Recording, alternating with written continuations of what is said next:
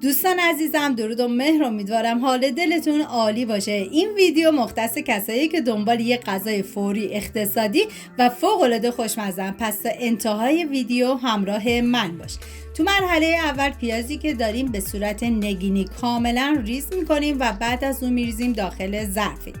و حال تر فرنگی هم که داریم کاملا ریز میکنیم. و یه نکته خیلی مهم که برای این غذا سعی کنید از پیاز زرد و سفید استفاده نکنید بهتره و بهتون پیشنهاد میکنم دست به کار بشین و این غذا خوشمزه رو درست کنین که مطمئنم کوچیک و بزرگ عاشقش میشن.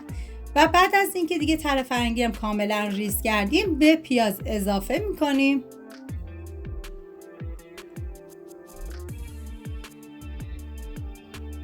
و برای این غذا ما نیاز به ریحون داریم که ریحون هم من کاملا ریزش میکنم.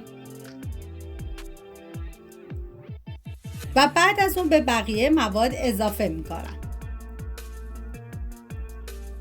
و من از گوجه گیلاسی استفاده کردم، کاملا ریزش میکنم و این خوشمزه ترین غذای فوری بود که من تا به امروز درست کردم و بهتون پیشنهاد میکنم که حتما امتحانش کنید. و بعد از اینکه دیگه گوجه‌ام کاملا ریز کردم به بقیه مواد اضافه میکنم و شما میتونید از گوجه های درشت هم استفاده کنید ولی کاملا ریزشون کنید. و بعد از اون میریم سراغ پنیر که من از پنیر فتا استفاده کردم و کاملا ریزش میکنم. و بعد از اون این پنیرم به بقیه مواد اضافه میکنم.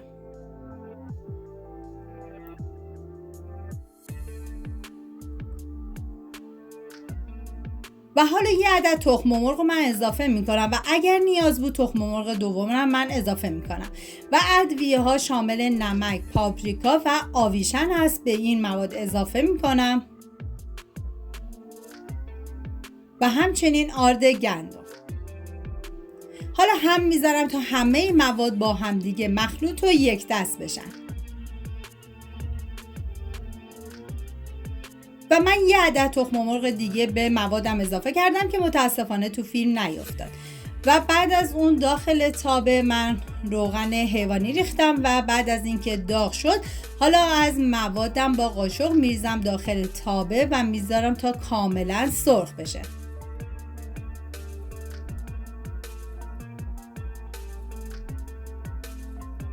و عزیزانی هم که وگان هستن میتونن تخم مرغ این غذا رو حذف کنن، از آرد بیشتری استفاده بکنن و از خوردن این غذای خوشمزه لذت ببرن. حالا من میذارم تا این مواد کاملا سرخ بشه و این غذا یه سس خیلی خوشمزه هم داره که من نحوه درست کردن شد داخل دیسکریپشن نوشتم.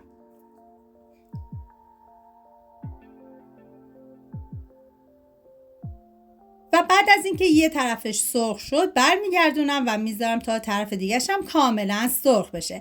راستی من منیره هستم، امیدوارم از این ویدیو خوشتون اومده باشه و اگه تا الان کانال رو سابسکرایب نکردید خوشحال میشم سابسکرایب کنید، برای دوستاتونم بفرستید، لایک و کامنتاتونم که کلی به من انرژی میده و کمک میکنه ویدیوهای من به افراد بیشتری نمایش داده بشه. حالا من دیگه اینا کاملا سرخ شد و از تابه جداشون میکنم.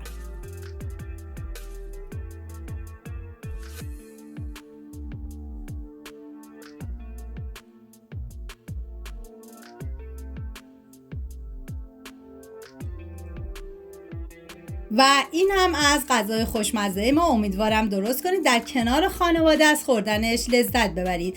ممنون از همراهی همیشگیتون. تا یه خوشمزه دیگر، بدرود.